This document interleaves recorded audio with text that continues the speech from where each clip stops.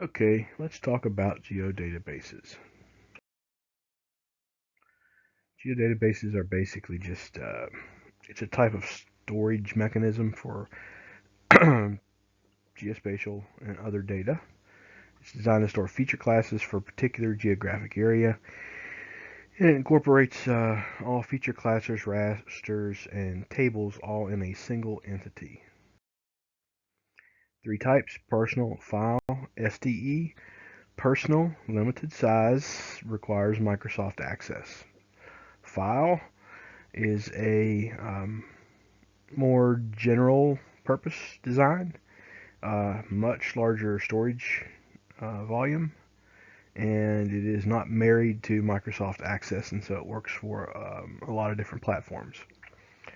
SDE are large commercial relational database management systems that do a lot of cool and interesting things like version editing and allowing multiple people to edit stuff at the same time without getting file locks. So let's talk about how we create datasets.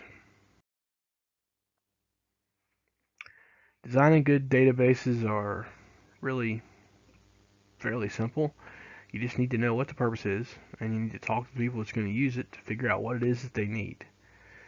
Once you have that, you define the area, list and organize the stuff that's going to go into it, define a schema so that we know what the various fields and domains and subtypes and things like that mean, plan how you're going to develop your metadata, and for long-term projects, develop a schedule for creating and updating the data that will go in the geodatabase. And if you do all this, they work great. And if you don't do all this, they still work pretty darn good, but a lot of the success or failure will depend on how you're using it and who is using it. So if you're setting up geodatabases, for example, for a county to maintain all this spatial data that multiple people are going to be using, then yes, this is in practice almost a necessity. If you're setting up a geodatabase for a single class project that you're going to do where the only thing you turn in is a map, this is more of a terrific waste of your time. These tools are designed to reduce errors and increase the speed of data entry and storage efficiency. That only works if you're creating items that are used repetitively. Otherwise, the steps to create the savings are greater than the savings if it's only used once. How do we organize them? Well, we keep similar things in the same classes.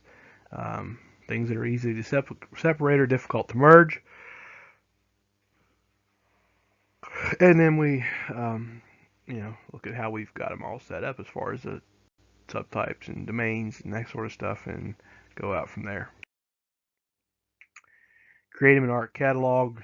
Simply find the home for where it's going to be, and then you can make your new file or personal geodatabase.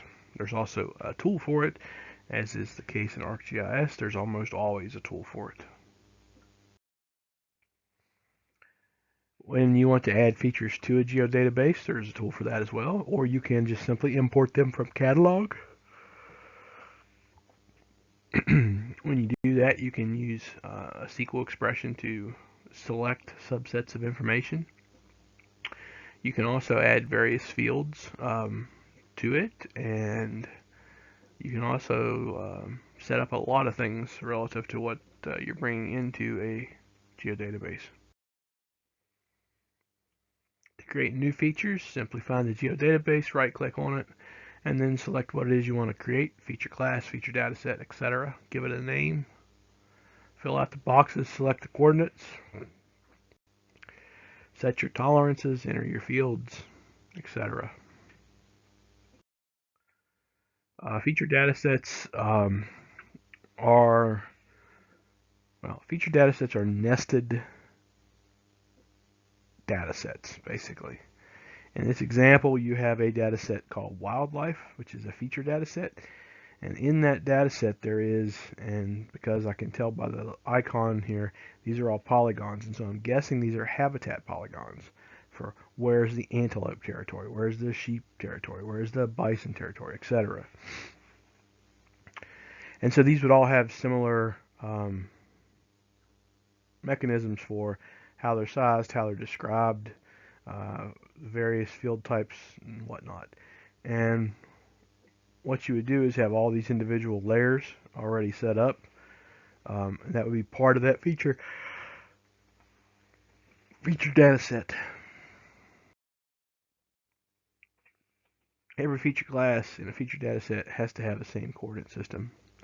When you create a feature data set, you have to define the coordinate system, and everything that you bring into the feature data set, it gets converted automatically to that coordinate system. How do you create it? Again, find the folder, find the geodatabase, click on new, create feature data set, bang, bang, bang, follow through the steps, set up all the things, and there you are.